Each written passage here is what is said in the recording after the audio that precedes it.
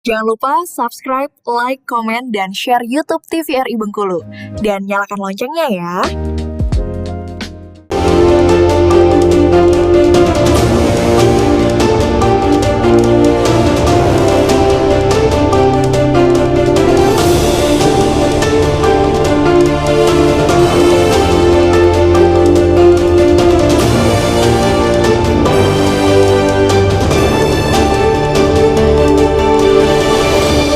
Ya, pemirsa, Anda masih bersama kami tentunya masih di Berendo. Kita masih membahas seputar dengan peningkatan PAD Kota Bengkulu tentunya dalam hal ini melalui pemerintah Kota Bengkulu yang menggandeng pengembang perumahan. Kita kembali ini berbincang dengan narasumber kita pada hari ini. Ibu Nurlia tadi disampaikan oleh Pak Asman bahwasannya memang untuk masyarakat ini yang lebih menyumbang kontribusi besarnya ke masyarakat perumahan MBR ya, dibanding komersil. Iya, khusus PBB. Khusus PBB. PBB, Kalau ya. kita melihat dari PBB ya. Ya, Tapi kalau PBB. di PPHTB tadi dia yang Komersil masih komersil berbayar. karena Iya, yang itu komersil tadi masih sudah berbayar, ya. kebijakannya gratis ya. Iya. Kalau sejauh ini Bu Nurlia melihat pendapatan asli daerah bergantung pada pengembang properti, ini tantangan terbesar dari Bapenda seperti apa Bu dalam pengelolaan PAD justru?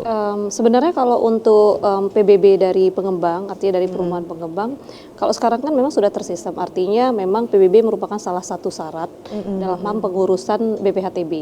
Jadi memang suka tidak suka setiap masyarakat yang ingin mempunyai rumah itu dan membalik nama itu wajib sudah punya PBB. Artinya tinggal lagi kepatuhan mereka mau balik nama apa enggak nih gitu loh kan. Jadi kita memang kalau sekarang itu sudah tersistem, artinya kalau dulu tidak menjadi salah satu syarat PBB, lunas PBB tidak menjadi salah satu syarat. Sekarang kita sudah tersistem. Jadi kalau tidak lunas PBB, belum punya PBB itu belum boleh memproses BPHTB-nya. Oh, Jadi gitu. kepatuhan mereka terhadap pembayaran PBB dan pengurusan PBB kalau sekarang khusus untuk rumah dari pengembang itu sekarang sudah mulai tertib sebenarnya.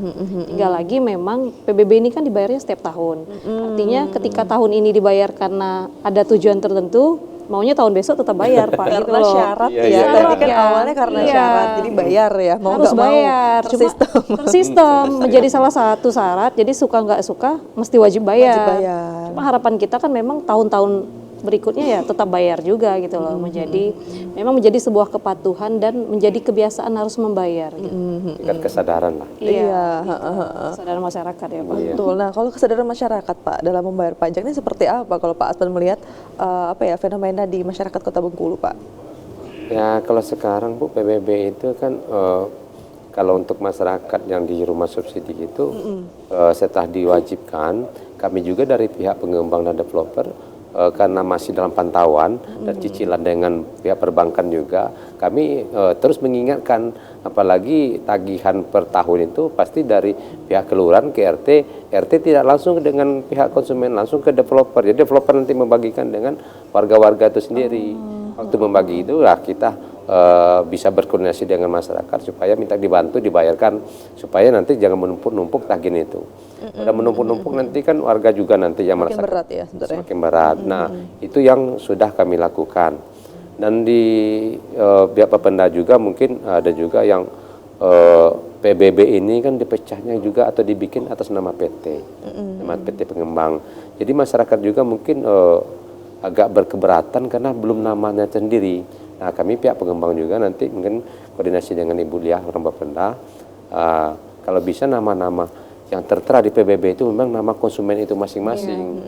Karena kalau kita pecah PBB dari awal, itu kan konsumennya kan belum ada Bu. Jadi kita tetap memecah diri sendiri dengan nama PT tersebut.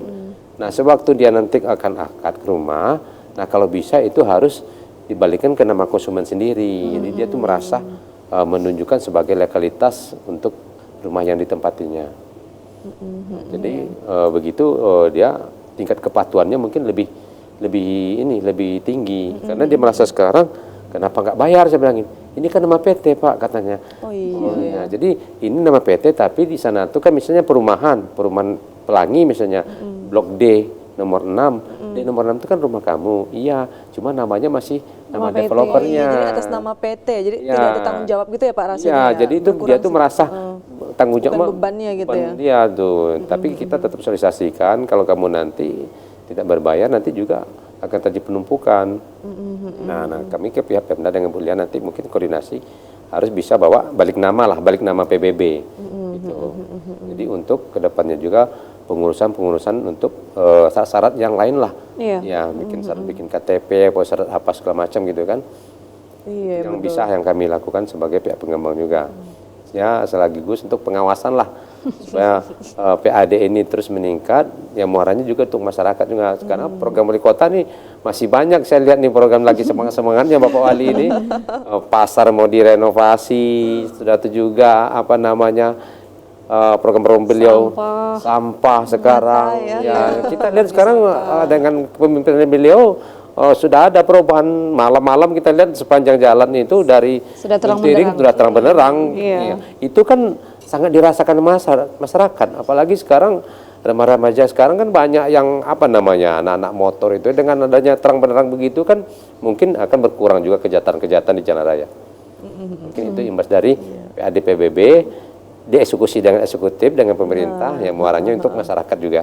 Iya, karena masyarakat tuh sering bertanya ya, untuk apa kita membayar pajak Iya. gitu ya. Iya, Karena memang dampaknya kan tidak langsung ini kita berikan satu kan Iya. enggak, tapi kan Iya. diberikan lewat infrastruktur gitu ya, Infrastruktur, fasilitas yang kita iya. manfaati secara bersama. Ya, dinikmati gitu. bersama, Bu. Iya, secara tidak langsung semua bisa menikmati. Ya. Ya Pak, kita berbicara tadi berkaitan kerjasama ya Pak ya, ataupun evaluasi gitu. Kalau dari Komisi 2 sendiri, ini bagaimana bentuk evaluasi atau kerjasama yang dilakukan pemerintah dengan pengembang properti Pak sejauh ini? Apa langkahnya Pak? Ya, kami dari Komisi 2 DPRD tentu tugasnya mengawasi, Bu, mengawasi yang terkait.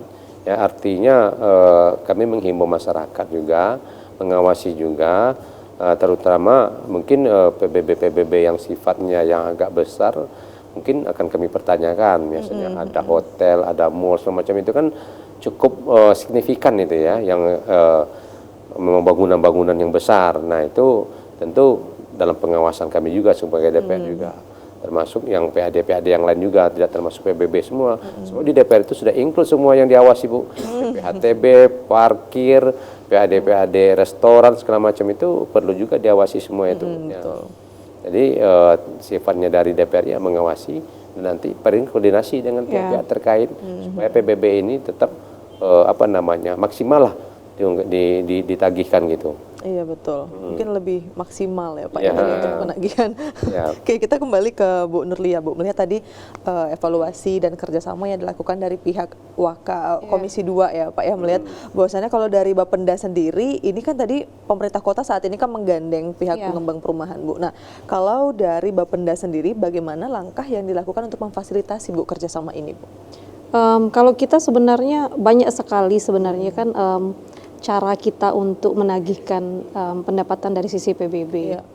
Yang pertama, kami sebenarnya Pak Wali itu punya program tentang untuk khusus tingkat RT itu nanti pada akhir tahun itu siapa yang memperoleh realisasi terbesar dalam penagihan PBB pada tingkat RT itu akan memperoleh uang 5 juta.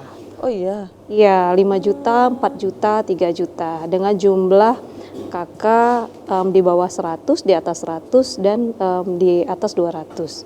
Artinya memang ada 3 kategori dengan tingkatan 5 juta, 4 juta, 3 juta. Tentu kalau sekarang dari sisi penganggaran kan kami tetap berharap, kami memang kalau sekarang kan punya kerjasama dan hubungannya pun baik antara pemerintah daerah dengan pengembang. Artinya kan tidak cukup, ini bukan dengan DPRD ya, dengan pengembangnya ya. Artinya kan tidak cukup dengan kita menghimbau masyarakat, tetapi punya strategi.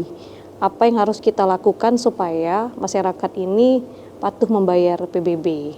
Tentu tadi untuk tingkat RT, tadi kita sudah memberikan seperti rangsangan stimulan untuk RT, dengan tadi kita akan kasihkan uang untuk RT-RT.